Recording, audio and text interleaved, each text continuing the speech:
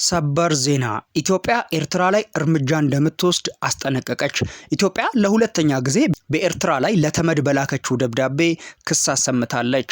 ከወራት በፊት ኤርትራ በውስጥ ጉዳዮች ጣልቃ እየገባች ነው በማለት ኢትዮጵያ ለተባበሩት መንግስታት ድርጅት ያቀረበችው ስሞታ ምላሽ ሳይሰጥበት ሁለተኛ ደብዳቤ ማስገባቷ ተሰምቷል። የኢትዮጵያ ውጭ ጉዳይ ሚኒስቴር በኤርትራ ላይ በውስጥ ጉዳይ ጣልቃ እየገባች ነው የሚል ክስ ለሁለተኛ ጊዜ በደብዳቤ ማቅረቡን ለመንግስት ቅርበት ያለው ሆርን ሪቪው ዘግቧል።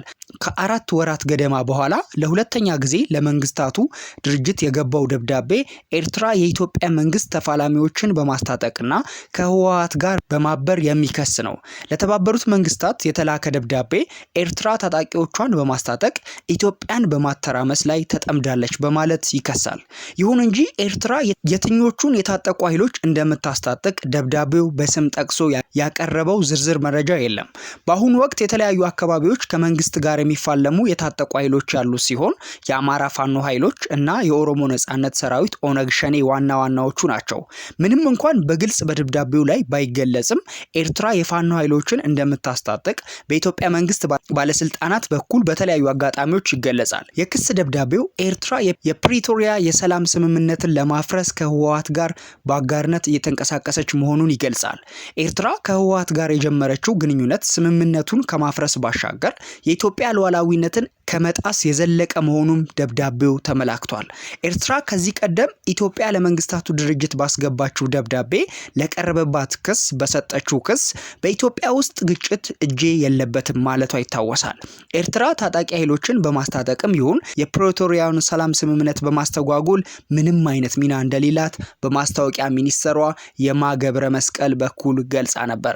ኢትዮጵያ ለሁለተኛ ጊዜ ለመንግስታቱ ድርጅት ባቀረበችው ደብዳቤ ኤርትራ እያደረገችው ነው የተባለውን ጣልቃ ገብነት በሉዓላዊነት ላይ የተቃጣ አደጋ ነው ብላለች። መንግስት የሀገሪቱን ሉዓላዊነት ለማስጠበቅና በውስጥ ጉዳዮች የውጭ ጣልቃ ገብነቶችን ለመመከት ህጋዊ አግባብነት ያላቸውን እርምጃዎች ሊወስድ እንደሚችል ተጠቁሟል።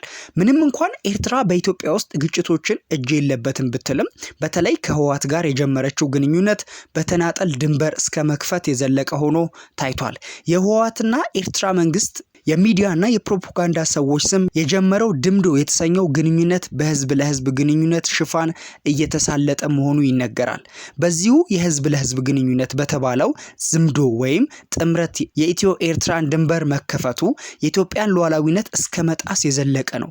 ይህንኑ ግንኙነት ከፍ ወዳለ ደረጃ ለማሳደግ ህወሓት ከኤርትራ ጋር በጋራ የመሰለፍ ጥሪ ከሰሞኑ ባወጣው የአቋም መግለጫ ጥሪ አቅርቧል። ከፋኖ ታጣቂዎች ጋርም በይፋ የወጣ ማረጋገጫ ባይኖርም ኤርትራ ከጀርባ ድጋፍ ታደርጋለች የሚሉ መረጃዎችም በተደጋጋሚ ይወጣሉ።